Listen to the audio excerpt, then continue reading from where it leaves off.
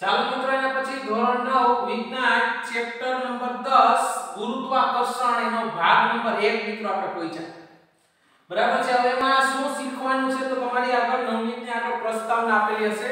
એમાં આટલા પોઈન્ટ શીખવાના છે 10.1 થી 10.7 સુધીના પોઈન્ટ. એમાં મિત્રો આ વર્ષે 3 પોઈન્ટ નથી કરવાના. ક્યાં નથી કરવાના તો કે 10.5 10.6 અને 10.7. એટલે મિત્રો આ ત્રણેય ભેગા થાય તો પ્રશ્નો કેટલા થાય તો ત્રણેય થી ભેગા થઈને પ્રશ્ન નંબર થાય 25 થી 37 પ્રશ્નો થાય.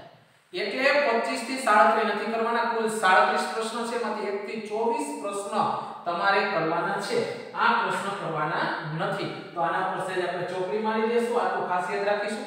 બરાબર છે. હવે જોઈએ પ્રશ્ન નંબર 1 મિત્રો. ગુરુત્વાકર્ષણ બળ જેમાં જવાબદાર હોય એવી સામાન્ય કુદરતી ઘટનાઓ જણાવો. મિત્રો તમે આવું પ્રાઇમરીથી શીખતા હો છો. ગુરુત્વાકર્ષણ બળ જેમાં હોય એવી ઘટનાઓ જણાવવાની છે મિત્રો. તો બધાને ખબર હોય ગુરુત્વાકર્ષણ બળ ક્યાં હોય તો કે ગુરુત્વાકર્ષણ બળ મિત્રો જમીનની અંદર હોય, પૃથ્વીની અંદર. પૃથ્વીની અંદર રહેલું બળ ખાલી જગ્યા છે. કયું બળ તો કે ગુરુત્વાકર્ષણ બળ. આપણે એવી ઘટનાઓના ઉદાહરણ આપવાના છે કે જેમાં ગુરુત્વાકર્ષણ બળ હોય એવું આપણને લાગે. તો મિત્રો પૃથ્વી પોતાની ધરી ઉપર કાલ્પનિક ધરી જેને કહે પૃથ્વી પોતાની ધરી ઉપર ધરી ભ્રમણ કરે છે જેને પરિભ્રમણ કહેવાય. બરાબર. પૃથ્વી પોતાની કાલ્પનિક ધરી ઉપર ધરી ભ્રમણ કરે છે છતાં મિત્રો આપણે એના ઉપર પૃથ્વી પર રહી છીએ આપણે પડી જતા નથી. આ એનું કારણ છે પૃથ્વીના ગુરુત્વાકર્ષણ બળને કારણે આપણે આવું થાય છે. તો કહી શકીએ પહેલું ઉદાહરણ પૃથ્વી પોતાની કાલ્પનિક ધરી પર પરિભ્રમણ અથવા તો મિત્રો ધરીભ્રમણ કરે છે છતાં આપણે પડી જતા નથી. મિત્રો આપણે પૃથ્વી ઉપર જ રહી છીએ. પૃથ્વી પોતાની ધરી ઉપર ધરીભ્રમણ કરે છે છતાં આપણે પડી નથી જતા. એનું કારણ પૃથ્વીનું ગુરુત્વાકર્ષણ બળ છે. મિત્રો એ ઉપરાંત ચંદ્ર એ પૃથ્વીની આજુબાજુ પરિક્રમણ કરે છે. આ પરિક્રમણ છે ને આ પરિભ્રમણ છે. યાદ રાખજો ધરી પર ફરવું ને ધરીભ્રમણ અથવા તો પરિભ્રમણ કહેવાય. બરાબર છે. ચંદ્ર છે એ પૃથ્વીની આજુબાજુ ચંદ્ર છે એ પૃથ્વીનો ઉપગ્રહ છે. બરાબર છે. એ ચંદ્ર પૃથ્વીની આજુબાજુ પરિક્રમણ કરે છે આ ગુરુત્વાકર્ષણ બળને કારણે. એ ઉપરાંત પૃથ્વી અને બીજા ગ્રહો ચંદ્ર છે એ પૃથ્વીની આજુબાજુ ફરે તો પૃથ્વી કોની આજુબાજુ ફરે તો પૃથ્વી અને બીજા 9 ગ્રહો ગણા છે એ તમામ ગ્રહો મિત્રો સૂર્યની આજુબાજુ પરિક્રમણ કરે છે. તો કહી શકાય પૃથ્વી અને બીજા ગ્રહો એ સૂર્યની આજુબાજુ પરિક્રમણ કરે છે. મિત્રો બરાબર છે. આ એક ઉદાહરણ છે. એ ઉપરાંત ઝાડ ઉપરથી સફરજન તૂટીને મિત્રો જમીન ઉપર પડે છે. જમીન ઉપર શા માટે ઉપર શા માટે ન ગયું? બરાબર છે. કોઈ વૃક્ષ ઉપરથી ફળ પડે તો એ નીચે જ આવે. એ મિત્રો ગુરુત્વાકર્ષણ બળને કારણે થઈ શકે છે. તો કહી શકાય સફરજનના ઝાડ પરથી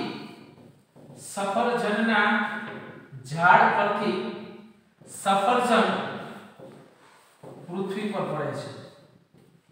મિત્રો નીચે જ પડે છે. આ ગુરુત્વાકર્ષણ બળને કારણે. અને આ પ્રયોગ તમે સાંભળેલો છે. આપણને કહ્યું તો કે ન્યૂટન નામનો વૈજ્ઞાનિક સફરજનના ઝાડ નીચે બેઠો હતો અને બરાબર અચાનક સફરજન તૂટીને નીચે પડ્યું ને ન્યૂટનને વિચાર આવ્યો સફરજન નીચે શા માટે પડ્યું. અને મિત્રો આ વિચાર ઉપરથી એને શોધ કરી ગુરુત્વાકર્ષણ બળની. તો ગુરુત્વાકર્ષણની શોધ કરનાર વૈજ્ઞાનિક હતો સર આઇઝેક ન્યૂટન. મિત્રો જેને વિચાર આવે વૈજ્ઞાનિક આપણને શું વિચાર આવે? વિચારો જે આપણે સફરજનના ઝાડ નીચે બેઠા હોય તો સીધું સફરજન નીચે પડે તો આપણે ખાઈ જવાનો વિચાર આવે. જ્યારે સર આઇઝેક ન્યૂટનને વિચાર આવ્યો જમીન ઉપર શા માટે પડ્યું એના ઉપરથી એને જમીનની અંદર રહેલા ગુરુત્વાકર્ષણ બળની શોધ કરી. તો યાદ રાખજો ગુરુત્વાકર્ષણ બળની શોધ કરનાર વૈજ્ઞાનિક હતો સર આઇઝેક ન્યૂટન.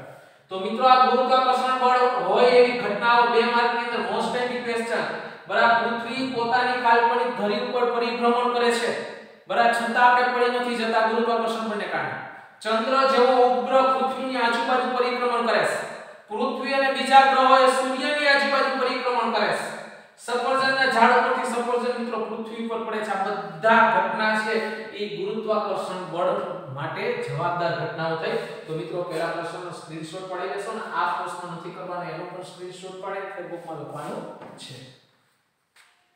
ચાલો મિત્રો એના પછી પ્રશ્ન નંબર 2 સમજવાનો પ્રશ્ન છે બરાબર ધ્યાન રાખશો સફરજનના ઝાડ ઉપરથી તૂટેલું સફરજન પૃથ્વીની સપાટી ઉપર આવીને પડે છે જ્યારે પૃથ્વીનો ઉપગ્રહ છે ચંદ્ર એ મિત્રો પૃથ્વીની આસપાસ કક્ષીય ગતિ કરે છે આજુબાજુ વર્તુળાકાર ગતિ અને કક્ષીય ગતિ કહેવાય બંને કિસ્સામાં એક જ પ્રકારનું બળ એટલે કે પૃથ્વીનું ગુરુત્વાકર્ષણ બળ બંને ઉપર લાગે છે મિત્રો બરાબર બંનેના ગતિપથ શા માટે ભિન્ન છે બંનેના ગતિનો આકાર કેમ અલગ અલગ છે હવે માત્ર વાત કરું મિત્રો સફરજન તો કે બરાબર છે જ્યારે સફરજનના ઝાડ ઉપરથી સફરજન હેઠે કામ પડે તો કે સફરજનની અંદર સફરજનનો પ્રારંભિક વેગ શૂન્ય હોય જ્યારે ઝાડ ઉપર હોય ત્યારે હવે સફરજન તૂટી જાય બરાબર છે એટલે પૃથ્વીનું ગુરુત્વાકર્ષણ બળ એને આકર્ષે છે એટલા માટે સફરજન સુરેખ સીધા રસ્તા પર ગતિ કરે અને જમીન ઉપર પડે છે એટલા અર્થ એવો થયો મુક્ત પતન કરે મુક્ત પતન એટલે શું આપણે આગળ જોઈએ મુક્ત પતન કરતા પદાર્થનો પ્રારંભિક વેગ શૂન્ય હોય મુક્ત પતન કરતો પદાર્થ સુરેખ માર્ગ ઉપર ગતિ કરે એટલે સફરજનની સુરેખ માર્ગ ઉપર ગતિ કરે તો કહી શકાય સફરજનનો પ્રારંભિક વેગ શૂન્ય હોય છે શૂન્ય હોય છે જ્યારે સફરજન તૂટે જ્યારે સફરજન ઝાડ પરથી તૂટે ત્યારે પૃથ્વીના ગુરુત્વાકર્ષણ બળને કારણે સુરેખ માર્ગ ઉપર ગતિ કરે છે સુરેખ માર્ગ ઉપર ગતિ કરે છે અને જમીન પર પડે છે અર્થાત સફરજન મુક્ત પતન કરે છે મિત્રો મુક્ત પતન એટલે આપણે જોઈ ગયા છે આપણે મુક્ત પતન કરતો એટલે પ્રારંભિક વેગ શૂન્ય હોય મુક્ત પતન કરતા પદાર્થ હંમેશા સુરેખ માર્ગે ગતિ કરે બરાબર તો સફરજન જ આ રીતે ગતિ કરે છે ફૂંકાતીનો પ્રારંભિક વેગ શૂન્ય હતો એને પૃથ્વીનું ગુરુત્વાકર્ષણ બળ લાગ્યું અને એ સીધો સુરેખ માર્ગ ઉપર અને એટલે જમીન ઉપર નીચે પડ્યું હવે વાત કરું ચંદ્ર હું કામે ફરે છે ચંદ્ર ઉપર પૃથ્વીનું ગુરુત્વાકર્ષણ બળ લાગે છતાં ચંદ્ર કેમ કક્ષીય ગતિ કરે વર્તુળાકાર ગતિ કરે અને સુરેખ ગતિ કરે તો મિત્રો ચંદ્રનો પ્રારંભિક વેગ શૂન્ય નથી ચંદ્ર ઉપર પૃથ્વીનું ગુરુત્વાકર્ષણ બળ લાગે છે જેને કારણે બરાબર છે ચંદ્રની ગતિ દરમિયાન જે તે બિંદુ આગળ તેનો વેગ છે ને હંમેશા લંબ હોય છે એટલે કે પૃથ્વી તરફ હોય છે અને ચંદ્ર ઉપર પૃથ્વીના ગુરુત્વાકર્ષણ બળને કારણે મિત્રો તે બરાબર છે કક્ષીય ગતિ કરે છે કારણ કે પૃથ્વીનું એના પર કેન્દ્રગામી બળ લાગતું હોય ઈ કેન્દ્રગામી બળને કારણે પૃથ્વીની આજુબાજુ ચંદ્ર વર્તુળાકાર ફરે જો કેન્દ્રગામી બળ ન લાગે ને તો ચંદ્ર હેઠો આવે બરાબર છે તો કહી શકીએ બરાબર પહેલું ચંદ્રનો પ્રારંભિક વેગ શૂન્ય નથી એક આપેલું કારણ પ્રારંભિક વેગ શૂન્ય નથી જેના પર પૃથ્વીનું ગુરુત્વાકર્ષણ બળ લાગે છે ગુરુત્વાકર્ષણ બળ લાગે છે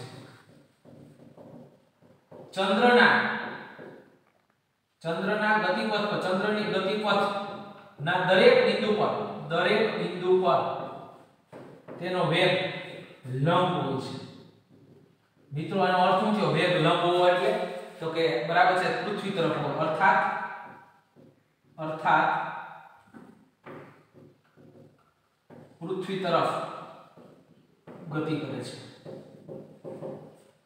હવે મિત્રો આ ચંદ્ર ઉપર બરાબર છે ચંદ્રની જે ગતિ છે કક્ષીય ગતિ વર્તુળાકાર ગતિ એ પૃથ્વીના ગુરુત્વાકર્ષણ બળને જ આભારી છે અહીં ચંદ્રની વર્તુળાકાર આપણી ભાષામાં કક્ષીય ગતિ કહેવાય કક્ષીય ગતિ એ પૃથ્વીના ગુરુત્વાકર્ષણ બળને જ આભારી છે ગુરુત્વાકર્ષણ બળને જ આભારી છે મિત્રો કક્ષીય ગતિ કરે એનું કારણ જ છે પૃથ્વીનું ગુરુત્વાકર્ષણ બળ બરાબર છે પૃથ્વીનું એના પર કેન્દ્રગામી બળ લાગતું છે અહીં ચંદ્ર પર પૃથ્વીનું કેન્દ્રગામી બળ જવાબદાર છે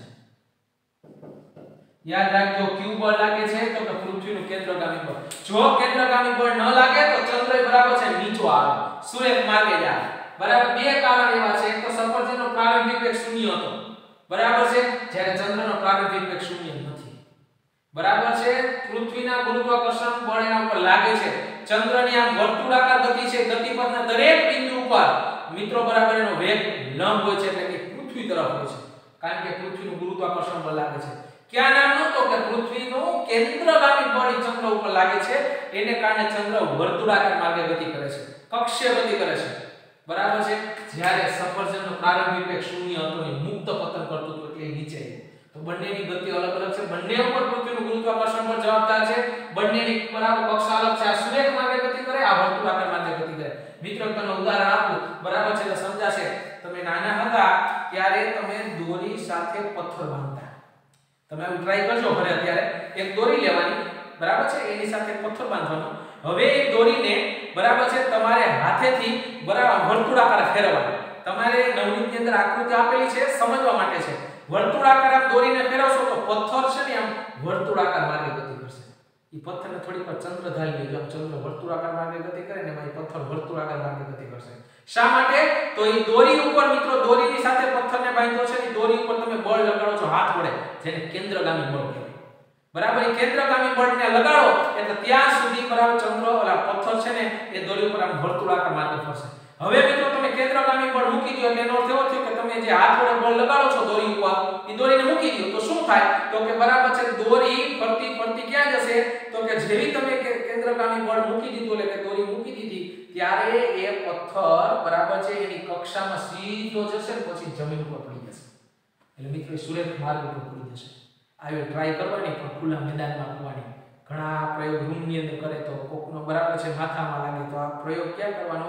ખુલ્લા મેદાનમાં જઈ દોરી લેવાની, પથ્થર બાંધવાનો, પછી બરાબર છે દોરી ઉપર કેન્દ્રગામી બળ લગાડવાનું હાથ વડે. તો આમ કરશો તો એ પથ્થર ગોળ ગોળ ગોળ ગોળ ફરશે. ક્યાં સુધી? તો જ્યાં સુધી તમારા હાથ વડે બળ લાગે છે ત્યાં સુધી. જેવો તમે બરાબર હાથને બળ લગાડો તમે છોડી દેશો તો એ પથ્થર બરાબર અમુક સમય સુધી સમક્ષિતિજ દિશામાં ગતિ કરી અને સીધો જમીન ઉપર પડી જશે. તો મિત્રો એનો અર્થ એવો થયો કેન્દ્રગામી બળ લાગે ને ત્યાં સુધી પદાર્થ વર્તુળાકાર માર્ગે ફરે. તો અહીં ચંદ્ર ઉપર બરાબર છે પૃથ્વીનું કેન્દ્રગામી બળ લાગે છે, એટલા માટે ચંદ્ર પૃથ્વીની આજુબાજુ વર્તુળાકાર માર્ગે ફરે છે, કક્ષીય ગતિ કરે છે. આ એનું કારણ. તો મિત્રો બરાબર છે એમાં પ્રવૃત્તિ છે વાંચવાની છે, સમજવા માટે ઉપયોગી થશે. તો મોસ્ટ એમ્પી પ્રશ્ન નંબર 2 નો સ્ક્રીનશોટ પાડીને ફેસબુકમાં લખવાનો છે. ચાલો મિત્રો એના પછી પ્રશ્ન નંબર 3, બ્રહ્માંડનો પ્રત્યેક પદાર્થ અન્ય પદાર્થને પોતાની તરફ આકર્ષે છે, બરાબર, છતાં પણ ઝાડ ઉપરથી સફરજન છૂટે તો સફરજન બરાબર પૃથ્વી તરફ ગતિ કરે છે, પણ પૃથ્વી સફરજન તરફ ગતિ નથી કરતી. શા માટે? હવે વિજ્ઞાન એવું કહે છે કે કોઈ પણ માનો કે બે પદાર્થ છે, બરાબર છે, તો બંને પદાર્થ આ પદાર્થ છે આને આકર્ષે છે, જ્યારે આ પદાર્થ આને આકર્ષે. બે આકર્ષણ બળ એકબીજા પ્રત્યે ધરાવતા જ હોય છે. અહીં સફરજન અને પૃથ્વી એકબીજા પ્રત્યે આકર્ષણ ધરાવતા જ હોય છે, છતાં સફરજન કેમ જમીન તરફ આકર્ષાય છે?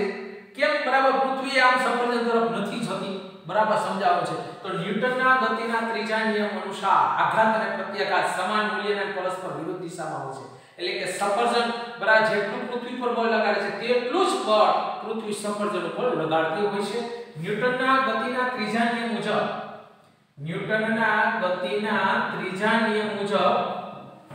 નિયમ મુજબ બરાબર છે સફરજન પૃથ્વી પર જેટલું બળ લગાડે તેટલું જ બળ પૃથ્વી સફરજન પર લગાડે છે. હવે મિત્રો ન્યૂટનના ગતિના ત્રીજા નિયમ અનુસાર બે પદાર્થ એકબીજાને આકર્ષે, જેટલું બળ સફરજન પૃથ્વી ઉપર લગાડતું હશે એટલું જ બળ પૃથ્વી સફરજન ઉપર લગાડતું હોય. પણ ન્યૂટનના ગતિના બીજા નિયમ વાત કરીએ. ન્યૂટનના ગતિના બીજા નિયમ પરથી મિત્રો ન્યૂટનના ગતિના બીજા નિયમનું સૂત્ર એવું F બરાબર ma. F બરાબર આપણે માસ હતા. F એટલે શું થાય? તો F એટલે બળ, ફોર્સ, m એટલે માસ, દળ, a એટલે પ્રવેગ થાય મિત્રો. આ બધી સંજ્ઞા આપણે યાદ છે. F એટલે બળ, m એટલે દળ, a એટલે પ્રવેગ. મિત્રો પ્રવેગને કરતા બનાવવા આપણે પ્રવેગની વાત કરવાની છે. એટલે પ્રવેગને કરતા બનાવો તો ગુણાકારનો સ્ટેપ ભાગાકારમાં જાય. એટલે બળના છેદમાં દળ થાય. મિત્રો આને કીધું સમીકરણ 1. તો તમે જોઈ શકો છો સમીકરણ 1 ઉપરથી બરાબર છે પ્રવેગ અને દળ આપેલ બળના મૂલ્ય માટે બરાબર પ્રવેગ અને દળ એકબીજાના વ્યસ્ત થશે. તો સમીકરણ 1 ઉપરથી અહીં ધ્યાન, સમીકરણ 1 પરથી બરાબર દળ અને પ્રવેગ એકબીજાના વ્યસ્ત છે. સમીકરણ 1 ઉપરથી જોઈ શકો આ બે એકબીજાના વ્યસ્ત છે. હવે મિત્રો આપણને ખબર છે કે પૃથ્વીનું દળ વધારે છે સફરજનના દળથી, એટલા માટે પૃથ્વીનો પ્રવેગ કેવો થાય? દળ વધારે હોય તો પ્રવેગ ઓછો થાય. તો કહી શકીએ અહીં બરાબર છે પૃથ્વીનું દળ એ સફરજનના દળથી વધારે છે. તેથી પ્રવેગ કેવો થશે? તેથી પ્રવેગ ઓછો થાય છે. પ્રવેગ ઓછો થાય છે. તેથી બરાબર પ્રવેગ ઓછો થાય છે. તેથી બરાબર પૃથ્વી સફરજન તરફ જાય તે અનુભવાતું નથી. યાદ રાખજો, પૃથ્વી એમ સફરજન બાજુ જતી હોય પણ આપણે અનુભવાતું નથી. હું કામે? એનો પ્રવેગ ઓછો છે કારણ કે દળ વધારે છે. પણ જ્યારે વાત કરી ત્યારે સફરજનનું દળ એ પૃથ્વીના દળથી ઓછું છે. તેથી દળ ઓછું એટલે પ્રવેગ વધારે હોય. તેથી સફરજનનો પ્રવેગ વધારે હોય છે. જેથી સફરજન પૃથ્વી તરફ જાય તે દેખાય છે, અનુભવાય છે. હું કામે અનુભવાય? બે એકબીજા પ્રત્યે આકર્ષણ ધરાવતા જ હોય પણ એકનું અનુભવાય ને એકનું કામ અનુભવાતું નથી. તો કે જો આ બે એકબીજાના વ્યસ્ત કહેવાય, દળ ને પ્રવેગ. પૃથ્વીનું દળ ઘણું બધું છે એટલે એનો પ્રવેગ ઓછો થાય. પ્રવેગ ઓછો હોય તો પૃથ્વી સફરજન તરફ જતી હોય દેખાય નહીં. જ્યારે સફરજનનું દળ ખૂબ જ ઓછું પૃથ્વી કરતા એટલે એનો પ્રવેગ વધારે થયો. પ્રવેગ વધારે હોય એટલે ઝડપથી પૃથ્વી પર આવશે આપણને દેખાશે. તો મિત્રો કોઈ પણ બે પદાર્થ બ્રહ્માંડની અંદર કોઈ પણ બે પદાર્થ હોય એકબીજા પ્રત્યે આકર્ષણ ધરાવતા જ હોય છે પરંતુ અમુકનું આકર્ષણ અનુભવાય છે જ્યારે અમુકનું આકર્ષણ અનુભવાતું નથી. એનું કારણ ન્યૂટનના ગતિનો બીજો નિયમ. કારણ કે દળ અને પ્રવેગ એકબીજાના વ્યસ્ત છે. એકનું દળ વધારે હોય એકનું ઓછું હોય એટલે અનુભવાતું નથી. આપણે જોઈ ગયા ન્યૂટનના ગતિના ત્રીજા નિયમ મુજબ બરાબર છે આઘાત અને પ્રત્યાઘાત સમાન મૂલ્યના વિરુદ્ધ દિશામાં હોય છે. બરાબર છે બંદૂકમાંથી ગોળી છૂટે જેટલી ગોળી આગળ જાય બરાબર છે જેટલો આઘાત આગળ લાગે એટલો પ્રત્યાઘાત પાછળ લાગે. એટલા માટે આપણે બરાબર બંદૂકને આપણે ખભા ઉપર રાખીએ છીએ. તો જેટલી ગોળી આગળ જશે બરાબર એટલો જ પાછળ બળ લાગતું. તો ઘણા પ્રશ્ન થાય કે સાહેબ ગોળી તો 1 કિલોમીટર દૂર જાય તો બંદૂક કેમ પાછળ 1 કિલોમીટર ન જતી? તો ગોળીનું દળ ઓછું હોય છે. બંદૂક કરતા એટલે એનો પ્રવેગ વધારે હોય. પ્રવેગ વધારે હોય ગોળી એને દૂર સુધી જાય. જ્યારે બંદૂકનું દળ ગોળી કરતા અનેક ગણું વધારે છે. દળ વધારે છે એટલે પ્રવેગ કેવો થયો? ઓછો થયો. પ્રવેગ ઓછો હોય એટલે બંદૂક પાછળ ઓછી જશે, ગોળી જેટલી ન જાય. આ કારણ સમજવાનું છે. બરાબર છે. તો આ રીતે મિત્રો ન્યૂટનના ગતિનો બીજા નિયમનો ઉપયોગ એનું સૂત્ર આવડતું હોવું જોઈએ. તો આ પ્રશ્ન 3 એનો સ્ક્રીનશોટ પાડીને ફેસબુક પર લખવાનું છે. તો આ ભાગના 1 થી 3 પ્રશ્ન મિત્રો લખીને પાકા કરવાના છે. આ સમજવા લાયક પ્રશ્ન છે, વ્યવસ્થિત ધ્યાન રાખજો.